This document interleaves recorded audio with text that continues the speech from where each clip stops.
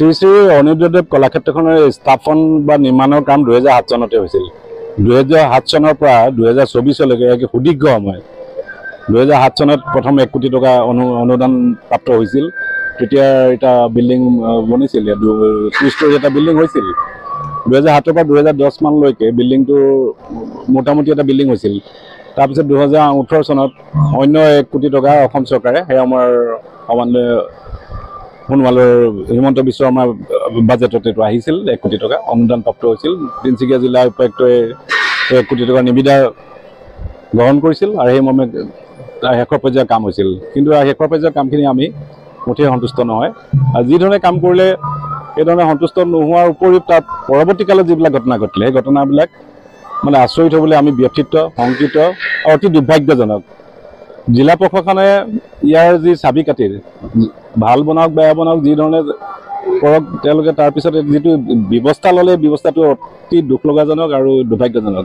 তেওঁলোকে চাবি কাঠি মায়ামাৰা সাংস্কৃতিক সমাজৰ সাধাৰণ সম্পাদক গোহাঁই ডাঙৰীয়াক দিছিল। তেওঁ চাবিটো ৰাখিলে। চাবিটো ৰখাৰ পিছত ইয়াৰ চুৰি ডকাইতি বিভিন্ন ঘটনা সংঘটিত হ'ল। ইয়াৰ সম্পদৰাজি সকলো বিলুপ্ত হ'ল, নাইকিয়া হৈ গ'ল। আমি জিলা প্ৰশাসনক যেতিয়া কৈছিলোঁ যে এইটো কিয় হ'ব পালে, তেতিয়া তেওঁলোকে ক'লে আমাৰ দায়িত্বত নাই, মায়ামাৰা সাংস্কৃতিক সমাজৰ সাধাৰণ সম্পাদকক দায়িত্ব দি আছে, তেওঁ জানিব। তেওঁ সুধিলোঁ, তেওঁ ক'লে যে আমাৰ তেনেকুৱা ৰিচোৰ্চ নাই চকীদাৰ দিবৰ কাৰণে বা চিকিউৰিটি দিবৰ কাৰণে। গতিকে মই এইটো অপাৰক, মই চাবি কাঠিটো ঘূৰাই দিলোঁ প্ৰশাসনক। চাবি কাঠি ঘূৰাই দিয়া কিন্তু ৰিচিভ বা প্ৰমাণ নাই। কিন্তু জিলা প্ৰশাসনে হেণ্ডঅভাৰ টেক অভাৰ কৰা তেওঁলোকৰ নিজৰ তথ্য পাতি থৈছে। এইবিলাক বিভিন্ন ধৰণৰ ঘটনা কলক্ৰমত গৈ পেলাই এই অৱস্থা হ'ল। তাৰপিছত আমি তদন্তৰ কাৰণে অসম ৰাজ্যৰ যি সাংস্কৃতিক বিভাগ আছে, cultural affairs department, B Kalyan Chakraborty principal secretary, chief secretary Ravi Kota, সকলোৰে লগত আলোচনা বিলোচনা কৰোঁ যে এই কলাক্ষেত্ৰখন এনেকুৱা অধনমিত হোৱাৰ কাৰণ কি, তাৰ অন্তৰালত কি কাহিনীৰ ৰহস্য লুকাই আছে। আপোনালোকে তদন্ত দি এটা আমাক ৰিপৰ্ট লাগে। তদন্ত তেওঁ দিলে। এজন ফুকন নামৰ ৰাজ্যিক পৰ্যায়ৰ বিষয়া আহিছিল। তেওঁ তদন্ত অনুসৰি যিটো পালে ৰিপৰ্ট, সেই ৰিপৰ্ট তেওঁ ছাবমিট কৰিছে। ৰিপৰ্টৰ যি প্ৰতিলিপি আমিও পাইছোঁ। সেইমতে ডিষ্ট্ৰিক্ট ইমপ্লিমেণ্টেশ্যন কমিটি, জিলাৰ যিজন আয়ুক্ত আছে তেওঁৰ অধীনত যিখন জিলা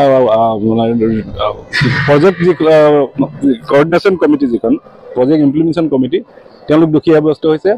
আৰু PWD বিল্ডিঙে যি আপোনাৰ কাৰ্য ব্যৱস্থা হাতত লৈছিলে সেই ব্যৱস্থাবিলাকো শুদ্ধ নহয়। এইবিলাক মানে আপোনাৰ ডিছক্ৰিপেঞ্চি থকা এটা কথা, তেওঁলোকৰ দোষী অৱস্থা ইতিমধ্যে হৈ গৈছে।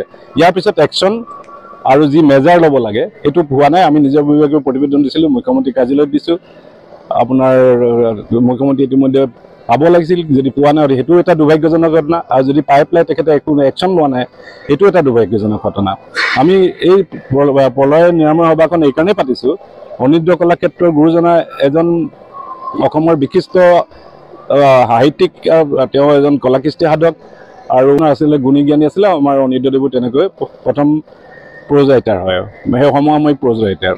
গতিকে ইমান এজন বিশাল ব্যক্তিত্বৰ অধিকাৰী গুৰুজনাৰ নামত এইধৰণে এটা ধ্বংসমুখী কাৰ্য হোৱাত আমি অতি শংকিত আৰু লজ্জিত। সেইকাৰণে প্ৰলয় নিৰাময় সভা অনুষ্ঠিত কৰিছোঁ, যাতে ইয়াৰ কিবা প্ৰতিকাৰ এটা ওলায়। আৰু এই ধৰণে এইটো এটা এক ধৰণৰ আধ্যাত্মিক প্ৰতিবাদেই হৈছে।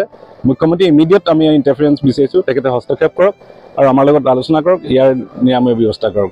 সেইকাৰণে এই সভাখন আৰু যি আজি অনুষ্ঠান আছিলে সেইটো আমি কৰিবলৈ বাধ্য হ'লোঁ। আৰু চৰকাৰৰ মনোনিৱেশ বিচাৰিছোঁ তেখেতে, বিশেষকৈ মুখ্যমন্ত্ৰীয়ে যাতে ইমিডিয়েট এটা একশ্যন লয়। তেওঁ ইমিডিয়েট এটা আলোচনা চক্ৰৰ মাধ্যমেৰে ইয়াৰ প্ৰতিকাৰ আৰম্ভ যাতে কৰে, সেয়াই আছিল।